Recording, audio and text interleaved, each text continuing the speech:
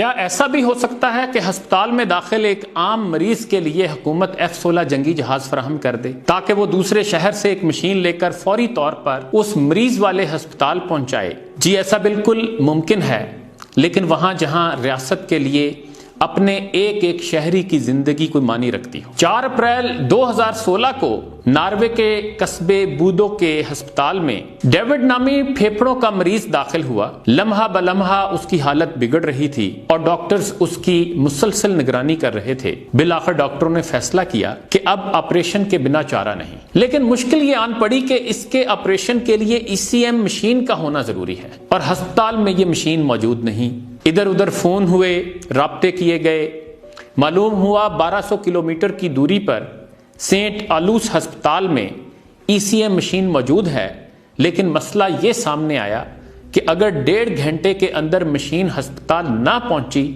تو مریض کی جان جا سکتی ہے۔ بائی روڈ 1 دن لگ جاتا اور ہیلی کاپٹر کے ذریعے کئی گھنٹے۔ مریض کی حالت ایسی کہ کہیں شفٹ کرنا ناممکن۔ آخرکار صلاح مشورے کے بعد ڈاکٹروں نے وزارت دفاع سے رابطہ کیا۔ وزارت دفاع کے حکام کو بتایا گیا کہ اگر وہ یہ مشین سینٹ آلوس ہسپتال سے 1.5 گھنٹے میں بودو ہسپتال میں پہنچا دیں تو ایک شخص کی جان بچ سکتی ہے۔ وزارت دفاع نے فوراً ہاں کر دی اور نتیجہ یہ کہ F-16 طیارے کے ذریعے اگلے 45 منٹوں میں ECM مشین بودو ہسپتال پہنچا دی گئی۔ مریض کا آپریشن ہوا، آپریشن کامیاب ہوا، اس کی جان بچ گئی۔ اور یہاں یہ بات بھی ذہنوں میں رہے کہ نہ صرف اس تمام پروسیس پر مریض کا 1 روپیہ نہ لگا، بلکہ ہسپتال داخلے سے صحت یابی تک سب کچھ مفت تھا۔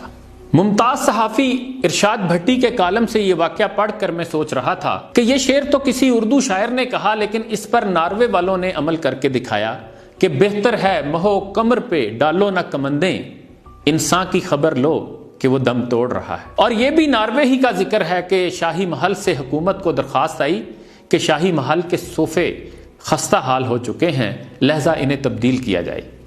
حکومت کا جواب آتا ہے اس سال سرکاری بجٹ میں گنجائش نہیں، اگلے سال دیکھیں گے۔ اس پر شاہی محل والوں نے دوبارہ درخواست کی کہ چلو صوفوں کی پالش کروا دیں۔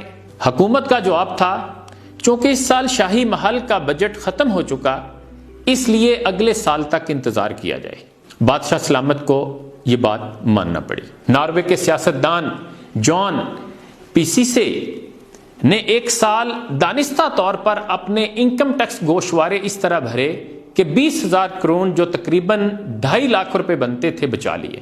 چند سالوں بعد یہ ناروے کا وزیر اعظم بن گیا۔ اس نے 1 مہینہ وزیر اعظم رہ کر استعفیٰ دے دیا اور استعفیٰ دینے کی وجہ یہ بتائی کہ چند سال پہلے میں نے جان بوجھ کر اپنے سالانہ انکم ٹیکس ریٹرن ایسے بھرے کہ 20,000 کرون بچا لیے تھے۔ میں جب سے وزیر اعظم بنا 1 رات بھی سکون سے نہیں سو سکا۔ میرے ذہن میں ہر وقت یہ خیال آتا رہا کہ جس قوم نے مجھے اپنا وزیر اعظم بنایا، میں نے اسی قوم سے بے ایمانی کی، لہذا میں سمجھتا ہوں میں اپنی قوم کی نمائندگی کے قابل نہیں۔ وزیر اعظم جان پیسیسے کا استعفیٰ منظور کر لیا گیا۔ یہ چند مثالیں ہیں ایسے معاشرے کی جو مردہ نہیں ہو چکے، جو زندہ ہیں، لیکن ہم ایسے بے حس، بے ایمان اور مردہ ضمیر ہو چکے ہیں کہ اب ہمیں ایسی مثالیں نہ تو کوئی شرم دلاتی ہیں اور نہ اپنے رویوں میں تبدیلی پر آمادہ کرتی۔ بس ہم ذہنی عیاشی کے لیے ایسی کہانیاں پڑھ لیتے یا موٹیویشنل سپیکرز کو سن کر سر کو دھن لیتے ہیں۔